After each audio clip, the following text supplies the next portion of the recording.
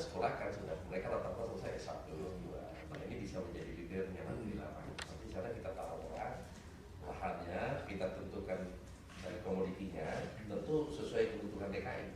Ya ini langsung jadi antara konsumen produsen dan pasar itu langsung match dia. Dan kita begitu. Ya, biasanya itu cuma cari alasan aja supaya kita bisa kasih bantuan saja. Sebetulnya kalau memang bisa carikan dasar hukumnya ya. Menurut saya bilang Pak Jokowi sebenarnya buat saya tidak ada langsung buat DKI pun harusnya boleh. Itu mesti diketemukan. Perjanjian panggil sama asosiasi provinsi, dan Menteri Keuangan, Mendagri, kita harus ubah. Kenapa saya bilang harus diubah? Untuk apa maksakan nambah padi untuk jual ke DKI? Kalau kos dari Kerawang Subang lebih dekat. Tapi kalau Bapak surplus beras di tempat Bapak, ini kan membuat kita tidak impor. Jadi kenapa kita tidak boleh bantu? Kalau misalnya kopi lebih baik misalnya. Ya kenapa? Toh kopi juga putar-putar juga masuk ke Starbucks DKI juga.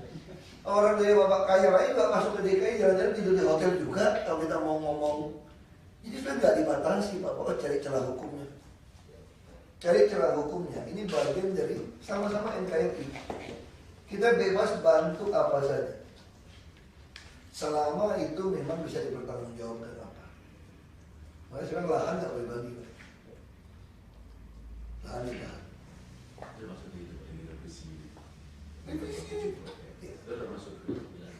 Kita bebas, DKI bebas bantu mana saja. Kalau semua orang Jakarta yang pintar-pintar juga masuk ke sini.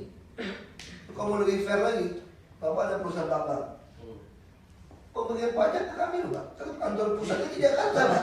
Kenapa Pak di sini? Iya, jadi wajar dong kalau kita. Jadi nggak ada alasan. Makanya saya bilang saya nggak suka tuh kalimat yang bilang masih cari yang sejenis, saya nggak mau. Iya. Kita harus berani terima Jakarta. Tadi Pak di dalam asosiasi provinsi itu kita harus berani ngomong itu. Terus yang fair dong. Kenapa Jakarta nggak bebas? Saya cuma bayangkan bukan sekarang Pak. Tadi kalau misalnya kunci anggaran siluman-siluman, APBD masuk, Bapak bayangin kalau saya 100 triliun Pak. Pembangunan kami kan nggak bangun, saya nggak mungkin beli alat berat terus 1 triliun. Nggak mungkin alat berat itu numpuk. Nggak mungkin saya sipain terus Pak, udah selesai. Nggak mungkin saya rehab sekolah udah selesai. Mau ngapain ini duit?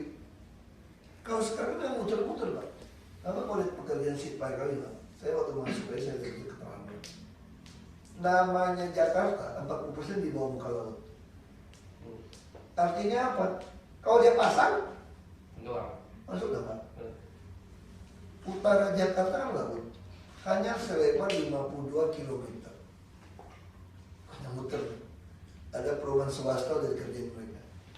Masa sih sisa di swasta kita nggak bisa bikin tanggul Pak? Tanggul Pak Pompa sampai hari ini nggak ada Pak. Jadi wilayah Jakarta itu tetap profitnya masuk. Orang udah biasa, kayak negara pemerintah yang begini. Dari surut, turun. Bertahun-tahun. Itu pekerjaan sipai sungai. Kalau sipai sungai Pak, ada sisa 300 meter nggak selesai, ada guna nggak Pak? Sisa 2 meter aja nggak ada guna kok. Tapi itu yang dikerjain. Itu yang dikerjain. Makanya Jakarta itu nggak pernah menyelesaikan masalah. Pompa, waduk fluid dibiarin. Tapi kalau sekarang beda.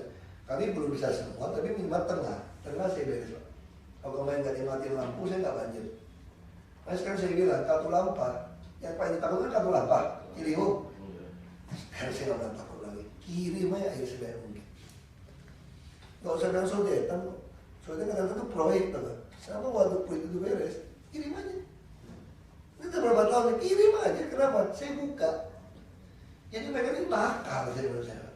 Ini proyek otak nakal, supaya ada proyek bebasin tanah Ciawi, ada presiden kan nggak percaya juga. Pikir seperti itu. Menurut saya oke lah, kalau mau Ciawi, mau bikin supaya masuk ke reservoir yang aquifer bebas, oke, untuk bawah tanah. Kita tampung, isi lapis bawah tanah supaya bisa masuk ke Jakarta. Itu oke, proyek besar. Saya nggak mau ribut itu, nggak apa-apa. Duit banyak, 1,5 T, bebasin lahan nggak apa-apa. Kalau masih ada guna. Sodetan perlu nggak? Perlu ngurangi. Tapi kalau kita punya ujung ini beres, buka. Dulu tuh kurang ajar Pak. Pintu Manggarai itu ditutup terus Pak. Alasannya nggak boleh buka dari zaman Belanda. Kalau buka masih lapor presiden pasti banjir. Air udah kirim Bogor tuh ini udah penuh, ini datang lagi. Kamu buka tiba-tiba, ya banjir dong Pak. Kayak orang minum di sodorin 5 botol. Saya bilang, kenapa nggak buka aja pelan-pelan sebelum air Bogor datang? Lepasin pelan-pelan, ya itu udah istiqlal. Udah zaman Belanda nggak boleh buka Pak, mesti izin. KPU saya tanya gitu semua. Saya kurang pikir itu ya. Saya kemudian di kampung saya Laskar Pelangi itu ada dam juga, PC. Itu masih puluhan kilometer sampai laut. Kenapa Belanda bikin dam ini nggak boleh buka? Buat kapal Kruk Timah, supaya 7 sungainya naik, kapalnya kerja timah. Jangan-jangan dulu zaman Belanda di Manggarai bikin pintu air, pelayaran ngambil batu kayu pasir dari Bogor, Iya, Depok, lewat situ. dari situ sampai ke Manggarai. Makanya nggak boleh dibuka, kalau dibuka airnya kering di hulu. Sekarang kita udah nggak pakai, kenapa nggak saya buka terus? Sekarang coba ke Manggarai Pak, turun terus Pak, saya bikin min 7,5 min 9,5, pasang CCTV, ku prototin juga tiap pagi kulit ke hujan, cek Katulampa juga pasang CCTV. Betul bilang Bogor hujan, saya cek. Kalau ini mau hujan kayak tadi mendung, wah ini hujan lagi, karena lamaran cuaca nggak beres. Saya langsung BBM ke KPU. Semua sungai waduk keringin sekarang, buka buat. Coba datang kayak air sini.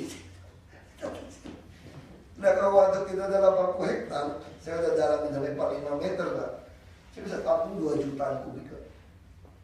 Saya kering, datang aja. Pompa saya pasang air, datang aja air saya bilang. Digali lebih dalam.